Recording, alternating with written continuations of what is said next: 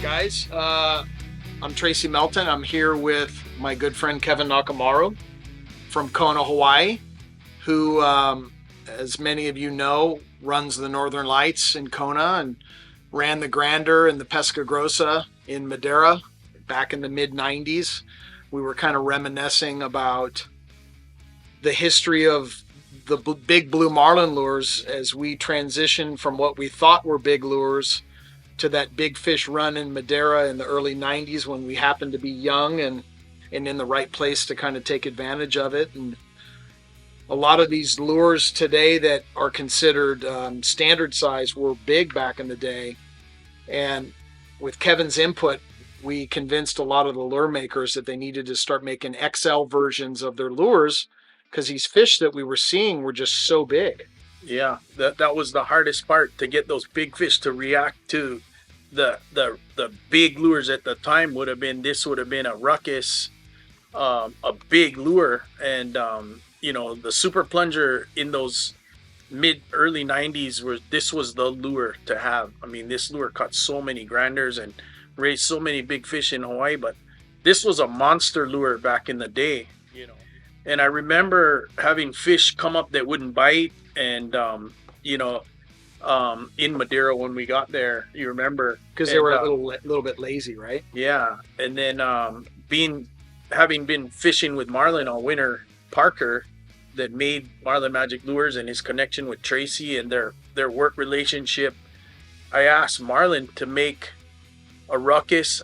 This is a pair, and I asked him to make me a big version of this to try to make those fish bite, and it became bigger, so you can see the difference. And this size was obscenely big, like waste time. Never gonna catch anything with this. And that's the super dog. And this is now the super dog, and this has a harder cut than the original. The original wasn't cut; it had a more like a super plunger kind of cut, and it evolved. And as the cut got harder, the lure ran bigger. And at the time, it wasn't as cut as heavily. And then when ruckus, this was a regular big ruckus right here, went to this super double XL ruckus. This was one of my favorite lures, still to this day, one of my best big fish lures. And so you see the evolution. That's how, yeah. Our connection together. I was out there fishing, but you were the one asking Marlon, "Hey, Kevin needs something bigger. Yeah, can we try it?" It was the beginning of Melton Tackle. 93 we started. I remember taking a step back when everyone was hearing about Madeira and the big fish. Nobody believed it. There was no internet. There was no billfishreport.com.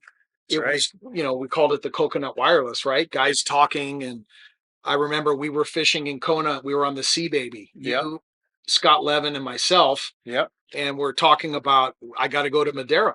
We all wanted to get this English guy, Roddy Hayes. He says everyone's 500 pounds. And we're like, no, it can't be. And then it was. And then I remember, we were still taking orders by fax back then, and an order came over, and I look at it, and it's from Roddy. I'm like, this is the guy. It's coming from the. So I send him a fax. I want to go fish, and he said, I have 3 days in September. This was 1994, so I would have been talking to him midsummer. So I asked Kevin, can you go? No. Ugh. And I asked Marlon Parker to go. No. And I asked Scott Levin to go. No. So I go by myself, and long story short, caught some crazy amount. Like I caught 6 in 3 days, including a 1083 on 80-pound stand up on this lure. That's the exact lure. It's never been unrigged since it caught that fish. I figured it could be retired. But that kind of started our quest for these big fish, and that's what got Kevin and I going on trying to get a boat in Madeira, which was the Pesca Grossa, which Frothy Da Silva now runs, which everyone knows Frothy, and he's done a great job restoring the boat and keeping it going. And our Olive Eve skirts are courtesy of Frothy. Nice evolution of a fisherman. But we had an opportunity to go to a place and do some things that people hadn't done before. That's right. It was unreal. Those are young days before we're married and had families, and our dream was just to travel and get the next biggest ones. And so It's hard to believe it's almost 30 years. I know. Our reunion tour 2025, we're Yeah. going to go back to Madeira and do it all over again. Yeah, Melton Tackle has a nice 37 Merit over there that we've had over there for a number of years, and gonna get it out of mothballs and put a couple honest seasons in and see if we can't find some big fish. And it's funny because some of the boats I remember in the '90s, like Stuart Campbell, I have a lot of respect for Stuart. Sure. Stuart was running all mole crap wide ranges, Yeah. and everybody thought a wide range was a big lure. Yep. At the time, it was a like a good And sized lure. and but he's not getting bit. And then here comes Kevin with our little boat, low budget boat, pulling all these bombers just going off back there. And you prove to everybody that those big fish, they're going to eat do you want to eat a 20-pound tuna or do you want to eat a 2-pound tuna? Well, they like the 20-pound tunas. Yeah, and they raised a lot of fish. They caught a lot, and Sure. everyone that trolled around there had good luck. But we seemed to raise those fish that were in that exceptional category over 1,000, and that was just such a special time. And I'm looking forward to going back and kind of trying to see if we could get the lightning to strike twice. Sure. The fish have been in the Azores this last few seasons and in the area, Hmm. so it may be where manifesting them to go to Madeira next and have a shot at them again. This lure happens to be a lure that is a graduation of size. What we've been talking about here, from Tracy's grander tube, made by Gary Eoff, to a Polukai tube, and this Polukai tube had won the World Cup twice in Madeira. Frothy Frothy got the World Cup. with Captain Nunu, and Nunu the next year caught another World Cup winner on this. And this has been one of my solid lures that I run day to day back home. And of course these um, poi dogs and the super dogs are just uncanny for catching fish now. And now everyone has one of these out. So you remember back in the day, this size was big. Yeah. Everyone ran these, and they thought these were dumb. But I now yeah. look at the evolution. Yeah, you look at some stuff like this. Yeah, that would have been like a monster lure back in the early that 90s. large ruckus dicro. And this was made almost like a joke. Yeah, in a way. Joe made that Uncle for Joe like made a that teaser. for like a teaser, but now this is like, oh shoot, you can put hooks in that. Yeah. And that's the difference. This is a regular super plunger, which is a monster lure, and then Uncle Joe made us this for. If you look carefully, this is a super plunger lure inside. He molded a super plunger inside of a plunger mold to make. I remember he made you that as a bridge teaser. Yeah, and I mean, we told him the same thing. Uncle Joe, make them bigger. We need a bigger lure. And let's see how if it would level off. And there's other lure makers like Bart Miller, and he brought over bigger lures like Braziliano, and Braziliano seemed to be like a little bit oversized for hooks, but it was a great teaser. Yeah. So everybody ramped it up, and I remember that as being like a turning point in lures for a lot of people. Um, because you caught that grander on this lure by Gary Eoff, I had a number of custom ones made. Gary made them special for me. That Pescagrosso used to troll a little bit slower, and the water was so calm. I had to make it a little bit lighter. Yeah. With a little bit of a lighter insert.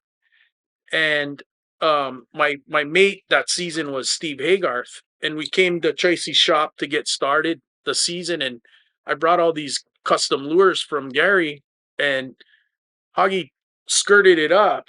And I mean, I had my eye on that one to put a different color on it, and he put the skirts on it, and I'm like, oh, I didn't like it. I mean, it was lime green Dundee inside of black purple and black. Yeah, black and purple over. And I'm like, oh, and I thought, oh, I'm not going to make him unrig it, but I don't like this. Yeah. And then one day we're trolling, and he holds it up, and I'm like, okay, go ahead, put it out. So he puts it out, and it gets out in the pattern. It starts going, every other day or something, and the fish show up.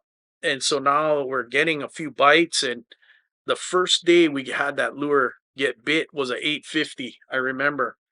So we get him on, and our good friend Urbano Perez Yep. was fishing with us. That has come back and fished with me recently, and been fun to reconnect. Sure. But I remember Urbano fights that fish up, and Huggy gets the leader, and the fish starts windshield wiping at the back. And granted, it's the first marlin we ever got on the thing, and I'm like stoked that, hey, that worked. Yeah, they I don't was hate like, that yes, color. they don't hate it. So next thing you know, the leader breaks. It chews through 650 leader, and we're like, and Hoggy jumps up on the covering board of the boat and jumps in for the lure, and I was like stunned. I was like, what is he doing? Yeah. You know, and he comes up with the lure, and he's right next to the marlin. And I mean, How we big had was a that marlin? 850. Okay. And so we have the video of Hoggy in the water with a big black spot, look like a, like a great white Yeah. right next to him.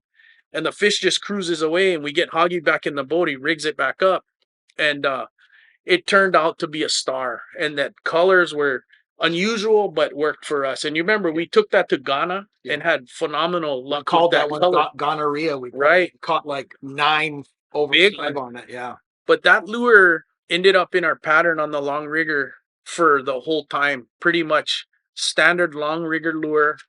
And Hoggy and I caught uh a big fish on it, and it got it hooked on the nose, and it didn't know it was hooked. So we caught him in like, really got the leader in like 5 minutes, and we didn't see the size. We thought it was a spearfish or something, and it takes off, and we fight him hard. And next thing, after an hour and 15 minutes and a lot of drag, I'm like, that's not a 600 pounder. Right.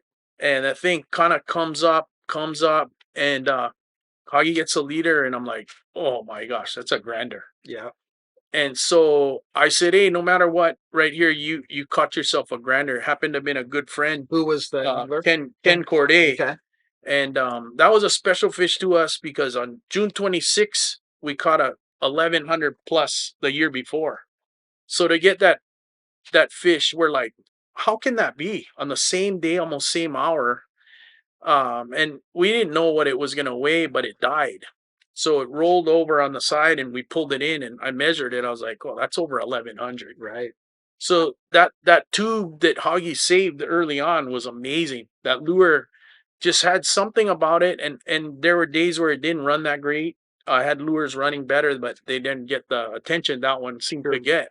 And I took that lure all over. We caught fish in Ghana, we caught fish in Brazil, all over the place with that lure.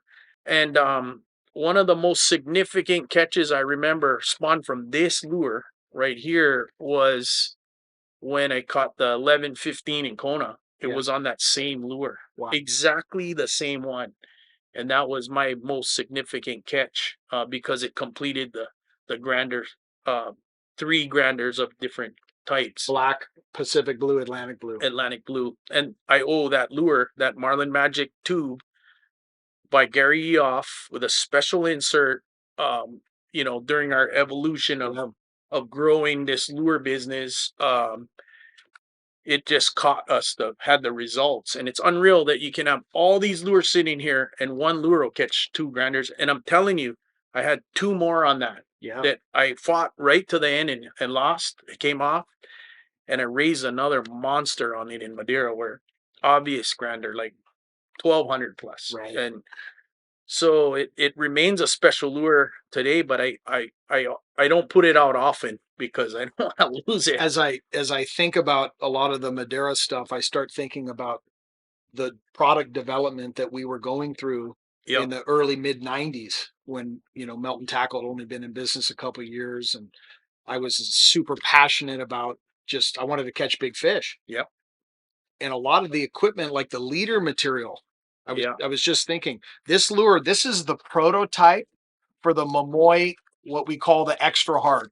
It didn't exist. And I was working hand in hand with Momoy at the time, telling them I need a harder leader material that's more abrasion resistant because of these big fish. Right. And I kept telling you, it's the one that's on your lure. I know. And this is still hard as heck. Really good leader. Yeah. Like if we could get this again, it'd be better. but all that extra hard leader that is famous now, that leader was developed for the Madeira fishery and It for these was big for fish. trolling because we had them chewing through the leader. Yeah, and so you can look today, and we forget about it, but I can tell you today, all that extra hard, that 530, 550, that all was born out of trying to meet a need, to catch these big fish. It happened to be Madeira over the last 25 years. It's shifted to different parts of the world, Cape Verde. Yeah, I know this last year, it sounds like this Azores run was amazing. kind of like that. You had the thing about Madeira, it's a small spot, and you don't have a lot of boats, and everybody's catching branders. I Yeah, mean, and timing is everything. So you couldn't plan that. It's normally when you hear the bite's good, there's no time to get on a plane. It's over. yeah. But you happen to be there, I happened to be there, and those are special times. And I'm looking forward to going back and seeing. My wife is from Madeira, and we've been raising our family back home for 20 years, and Yep. it's time to go back and fish there and spend more time in Madeira, and Yeah. looking forward to spending time there with you again. Oh And yeah. it's going to It's be one of my awesome. favorite places on the It's a planet because beautiful place. flat water fishing and big fish, big tuna, and we've got some great memories from there. I forgot, I guess, the impact that fishery has had on lure making over the last Truly. 20, 25 years. Because you're right. Now that I think about it, there was a period of time where guys were buying big lures like hand over fist. No one had big lures. Yeah, and they worked. So it was there was only a few shapes available, but now Yeah. look at the variety we Yeah. have of Yeah. big There's a lures. huge range of stuff from what was your pattern when you got it all dialed in? Where did you kind of, because it was all 130 tackle, It was, and Ian Miller rods, Amalon, we had you, and all the stuff we best. still use Yeah. back then. There's no better. It was amazing to have that kind of tackle. We had Ian Miller rods, and once the Super Dog got this big, I only had two of them, and I That's still your long have the corner bait, right? long corner, and that thing was just. I never caught a grander on that, if you can A believe, lot of but sevens a though. lot of big fish came Yeah. to it, and then we caught a lot on the tube. But then this was our short bait, very similar to this, and like similar to this one right here, and it runs big, and What he big, means by runs big, big he boil, positions the lure the face of the wave. high up so the thing's rooster tailing like crazy, and it's almost like they can't see it very well, right? And they get Yeah, pissed off and and at the time, the captains, fellow captains, would be like, "You don't want that on your short bait because you want that to be a teaser. You don't want your fish coming to a lure like that. You're gonna pull too many that hooks, poor hookup, right? poor hookup because of the big lure." Right. Well, we forced it, and we did lose a lot, but we did catch a lot And the too. bites The must have been exceptional fish, insane. the fish that could catch it and eat it were big, and Yeah. we got them. Yeah. So it's what it kind of It took. was trophy hunting, right? You're It not. was, It's not numbers. You're looking for the guy going there has fished a lot in the world. He's looking for his biggest personal best. So yeah. And there's been great crews and teams since those days revolutionized the hooks with Fudo hooks and all the stay stuck developed and stay stuck. yep. Um, these great captains like Marty Bates and Chip Van Moles, Matt Bowman. These guys are all experimenting with Tracy different stuff. Epstein. Tracy Epstein, Yeah. Marlon Parker. They're all using these new kind of style hooks and the experimentation with hooks down versus hooks up. We've experimented with a lot, and we developed a lot since then. And I'm leaning more towards a single hook. I hardly use a double hook anymore. Right. It's just my taste, but Show them the hook set that you caught. a lot of the top captains are going with single hooks now, and this is a Back in the old day. hook rig made by Brooks Morris, made popular by Freddie Rice in Kona, and area rule engineering made this hook and this aeronautic cable here, Yeah, and it's just this like a was piece of wire. and if you look, this hook is opened a little bit by the pressure that Charles Perry was the wireman. CP wired the And grinder for me. if he had pulled too hard, he would have broke the hook probably. But he did a exceptional. He's the best wireman in the world. So I it's kind of remember big that thing was hooks, hooked in the roof of the mouth. Those are 11-0s. big hooks for a lure this size. But the cut on this lure really makes this lure run bigger. And in the calm water, it looks like a big lure. And so it attracts good big attention. And then you see that Tracy's left this original. I haven't touched it since And I caught that fish. that's funny you brought up the leader, because Yeah. I say, hey, you got to get them to make that leader that's on the lure at the shop. That's what I want. Yeah. And sure enough, the We've had boy good, came through with we've the, had good partners that listened and helped kind of develop, yeah, you it's know, become a good business well, yeah, for 25 them. years later, Momoy Extra Hard is the leader to have Yeah, for this kind of fishing. There's no other gotta stuff. gotta have Oh it. yeah. Yeah, So that's a good story. I love to see the evolution. It's sometimes hard to step back and you just assume it's always been this way. yeah, But the lures didn't used to be this big. They used to be a lot smaller. yeah. And it's just took a spot like Madeira to pump up the big ones. True that. Cool. Yeah, Well, thanks for the info. you got Appreciate it. it. Nice seeing you again. You too, pal.